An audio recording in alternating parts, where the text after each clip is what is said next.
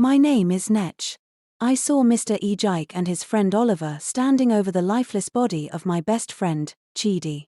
A knife was lodged in his stomach, and his wild, tear-filled eyes stared at nothing. I wanted to scream, but my throat felt frozen. As if the gods wanted to torture me more, I saw his lips tremble. Chidi was still alive. He was trying to speak, but no sound came. "We will throw him in the river now," Oliver suggested, his voice sharp and panicked. "If we leave him here, someone will find him." "No," Mr. Ejike said firmly, his voice cold and calculating. "We tie him to a stone. He'll sink, and no one will ever know." I put my hand over my mouth, trying not to shout. From where I was hiding, I watched them tie Chidi's body to a heavy stone. They dragged him into their canoe and rowed out to the deepest part of the river. My chest tightened, and my stomach twisted when I saw them push him overboard. The splash echoed in my ears, and the sound of the water swallowing him made me want to vomit. Immediately they left, I ran back home. I didn't stop for anything. By the time I reached our compound, I was out of breath, my chest heaving. My father was sitting outside, puffing on his pipe as usual. He looked up at me, frowning. "Where have you been, Neche?" "Nowhere," I muttered, avoiding his gaze as I hurried past him and went inside. My mind raced, filled with fear and the terrible secret I now carried. That night, I couldn't sleep. Every time I closed my eyes, I saw Chidi's lifeless face. My body trembled and my mind replayed the splash of his body hitting the water. Why hadn't I done something? Why hadn't I screamed? Chidi and I raced through the village path. He had just won me to the mango tree for the third time in a row, his smile lighting up his face. "You're too slow, Neche," he teased, holding up the ripe mango he'd plucked. Chidi chuckled and broke the mango in half, offering me the bigger piece. He always had a way of making me feel better, no matter how bad the day was. We sat under the tree, devouring the sweet fruit as the sun dipped lower. "Do you think we'll always be friends?" I asked. Chidi looked at me and said, "Of course, Neche. Know where I go." A promise I held on to like a lifeline. That was Chidi, loyal, kind, and the best friend anyone could ask for. By morning, I felt like a ghost of myself. I sat at the breakfast table, picking at my bread as my father read the local newspaper. My stepmother, Victoria, clattered around in the kitchen, her sharp voice cutting through the air as she barked about chores. "Neche," she called, her tone as sharp as ever. "Go and fetch water from the well. And don't take too long about it." I grabbed the bucket and headed outside, my legs still heavy with dread. The village felt strangely quiet to me, even though life carried on as usual. Children played in the dirt, chickens clucked around the compound, and neighbors greeted each other cheerfully. But none of it felt real. All I could think about was Chidi. When I reached the well, I saw Mr. Ejike and Oliver, standing by the market stalls, laughing as though nothing had happened. My grip tightened on the bucket as I tried to keep my head down and walk past them. I could feel their eyes on me, and it took everything in me to keep moving. That night, as the moonlight streamed through the window, I made a vow. I promised to let the truth be known. But who could I trust? My father was distant, and Victoria treated me like a burden. I had no one. The news spread quickly the next day at school. During morning assembly, the principal, Mr. John, "Chidi is missing. It has been reported that Chidi has not been seen since yesterday," he announced, his voice steady but heavy. "If anyone has any information about his whereabouts, please come to my office. His family is deeply worried." Guilt pressed down on me like a weight I couldn't lift. Chidi's desk is the one next to mine in class. It was empty. The sight of it made my chest ache and heavy. During the break, from my class window saw Madam Esther, Chidi's mother, sitting outside the principal's office, her face pale and streaked with tears. I wanted to run to her, to tell her everything I had seen. But fear rooted me in place. What if no one believed me? "Neche," a voice pulled me out of my thoughts. It was Miss Kate, my teacher. "You've been very quiet this morning. Are you feeling all right?" "I'm fine," I mumbled, forcing a smile that didn't reach my eyes. She stood for a moment and said, "If something's bothering you, you can always come to me." I nodded but said nothing. That afternoon, as I walked home, I passed by Chidi's house. A small group of villagers stood outside, murmuring in low voices. Madame Esther was at the door, holding a photograph of her son. The sight of her pain twisted my stomach. I wanted to speak, to scream the truth, but the words refused to come out. That evening, I stayed close to my father and Aunt Victoria. I couldn't bear to be alone. My secret was eating me alive. I sat in the kitchen, pounding yam for dinner, my hands trembling as I worked. Just as the sun began to set, I heard footsteps approaching the compound. I sighted Mr. Ejike. My stomach twisted as my father cheerfully invited him in. Olive came with him, and they both greeted everyone warmly, their faces calm and relaxed as if nothing happened. "Neche," Mr. Ejike said with a smile that made my blood run cold. "How's school? Hope you are being a good girl." "Yes, sir," I replied, my voice barely above a whisper. "Don't scare the poor girl," Ejike Oliver said, "she looks like she's seen a ghost." They laughed, but I felt like I couldn't breathe. Did they know I had seen them? Why are they here? After dinner, the two men stayed late, chatting with my father. I excused myself and went to my room, pretending to be tired. But I couldn't sleep. I lay on my mat, listening to their voices. I was so scared. When they finally left, I peeked out the window, watching as their figures disappeared into the darkness. I felt relief, but I knew it wasn't over. They were too close to my family, too trusted by the village. That night, I made a decision to find someone who will listen to my story. Someone who will believe me. The next morning, I went to school very early. I had spent the entire night thinking about what to do and had finally made up my mind to tell my teacher, Miss Kate. She had always been kind and understanding, and I trusted her more than anyone else.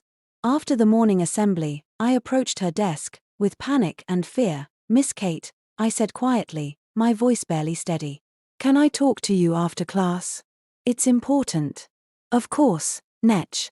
Stay behind when the others leave." She looked up from her notes, her expression warm. The rest of the day passed without me talking. I barely noticed my classmates chatting or the lessons being taught. All I could think about was what happened to Chidi. When the final bell rang, the other students left the classroom, leaving me alone with Miss Kate. She closed the door and sat down beside me. "Now, Neche," she said, "what's been troubling you?"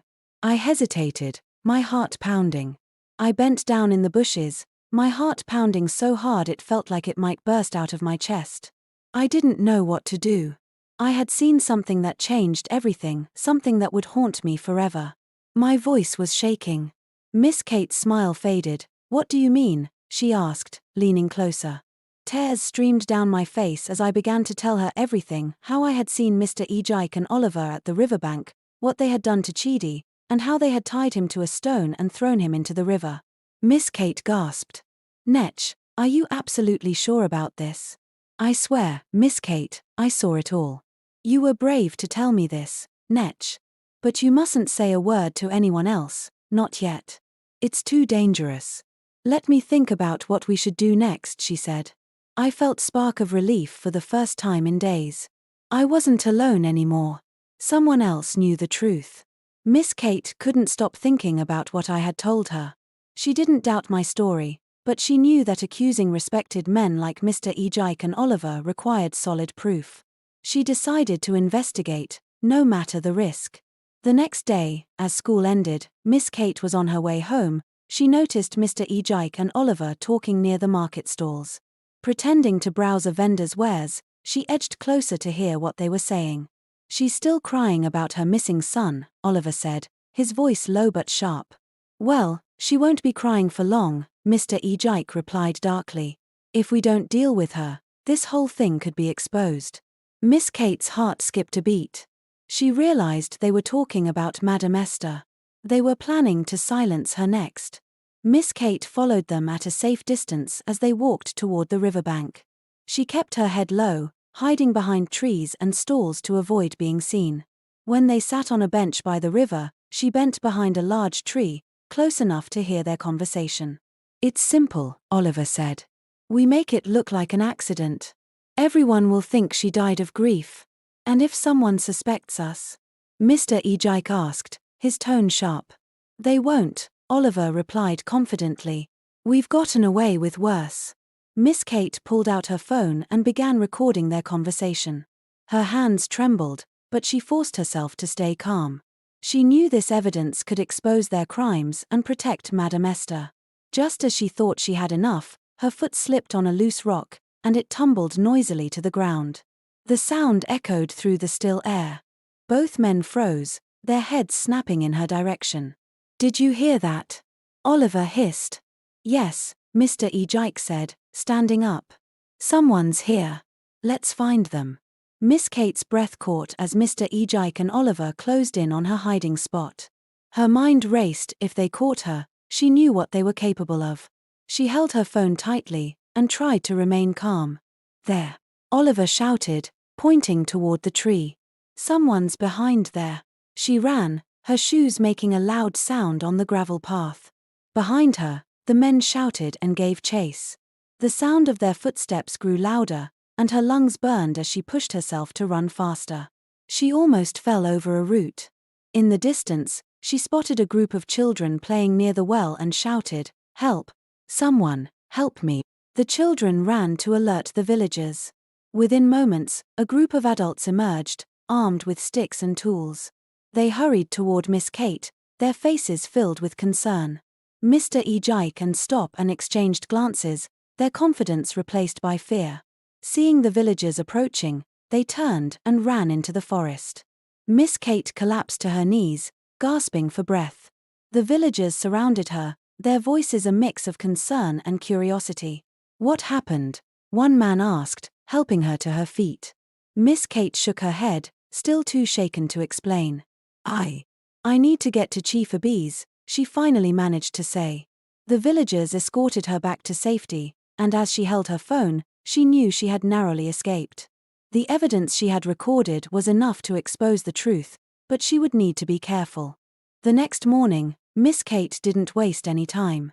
She went straight to Chief Obinze's compound to share what she had recorded. "Kate, you seem troubled. What brings you here so early?" He greeted her warmly, noticing the urgency in her expression. "Chief, I have come with grave news. It concerns Chidi, my student disappearance, and the safety of his mother," she said. Chief Obinze's expression darkened. "Go on," he said. Miss Kate told him everything Neche had told her and what she had witnessed herself. She played the recording of Mr. Ejike and Oliver discussing their plans to harm Madame Esther. As the recording played, Chief Obinze's face was full of anger. When it ended, he stood and commanded his guards standing nearby to summon Mr. Ejike, Oliver, Madame Esther, and Neche to the council hall immediately. By midday, the council hall in Ugwuani was packed. Word had spread quickly about Chief Obinze's summons, and the villagers gathered outside, whispering in anticipation. Inside, the air was thick with tension. I sat in a corner. My heart felt like it was trying to escape my chest. I saw Madame Esther. Her face was pale, her hands trembling as she held a photograph of Chidi to her chest. Her grief was raw, a wound that hadn't begun to heal. Immediately Mr. Ejike and Oliver walked into the hall with calm, confident expressions, bowing respectfully to Chief Obinze as though they hadn't done anything wrong. My stomach churned at the sight of them. How could they act so composed after everything they'd done? Chief Obinze stood at the front of the hall as he addressed the room. "We are gathered here today to address a grave matter. Little boy, Chidi has been missing for several days, and new evidence has come to light regarding his disappearance." The villagers fell silent, their murmurs replaced by an anxious stillness. Chief Obinze turned to me. His voice softened, but the weight of his authority remained. "You were a witness to what happened. Tell us what happened, speak without fear. You are under my protection." I hesitated, my hands trembling as I stood. My legs felt weak with my voice shaking. I told the council everything I had seen that night. Mr. Ejike and Oliver standing over Chidi, the knife, the stone, and the splash of his body being thrown into the river. As I spoke, the hall was deathly silent. Mr. Ejike and Oliver exchanged uneasy glances, their composure cracking ever so slightly. When I finished, Chief Obinze turned to them. "Do you deny these accusations?" he asked. Mr. Ejike stood, his voice calm but his eyes darting nervously. "Chief, this is absurd," he said. I would never harm my own nephew. She's just a child. Her imagination is playing tricks on her. Oliver interrupted. This is a misunderstanding. We are innocent men. Chief Obinze's expression darkened, but his tone remained steady. Then let the river speak the truth. Fishermen, prepare to search the water. The murmurs of the crowd grew louder as the chief's command echoed through the hall. My heart pounded as the fishermen were summoned, their nets and tools in hand. The crowd followed the fishermen to the riverbank. The tension was high. When we reached the river, I pointed to the exact spot where I had seen Chidi's body pushed into. The fishermen nodded and began their work. They dove into the murky depths. Minutes passed like hours, and the murmurs of the crowd filled the tense silence.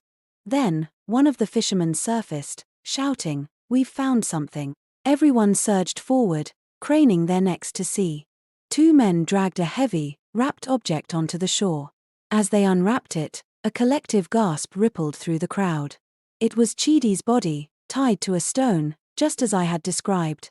His face was pale, his eyes closed as if he were only sleeping. Madame Esther let out a heart-wrenching wail, collapsing to her knees beside her son. "My boy. My poor Chidi," she cried, her anguish piercing the air. Villagers rushed to comfort her, their faces etched with sorrow and anger. Mr. Ejike, Chidi's uncle, and Oliver, his friend, were acting strange. Their faces were pale, and they avoided everyone's eyes. Chief Obinze, standing tall at the riverbank, turned and asked, "Do you deny the charges against you?" At first, they tried to lie. Mr. Ejike stammered, "It was an accident." But Oliver pointed at him and shouted, "It was his idea. He made me do it." They blamed each other, but the village didn't believe them. I didn't either. They later told the truth. Mr. Ejike wanted Chidi out of the way because he was jealous of Chidi's family and their land. Oliver helped him because he was scared. My heart ached with anger and sadness. How could they do this to Chidi? The next day, the whole village came to the council hall. Chief Obinze and the elders decided their punishment. Mr. Ejike and Oliver would spend the rest of their lives in prison, working for the village. It didn't bring Chidi back, but at least they won't hurt anyone else. The end. Thank you for watching. Please subscribe. We have amazing story coming your way. See you again.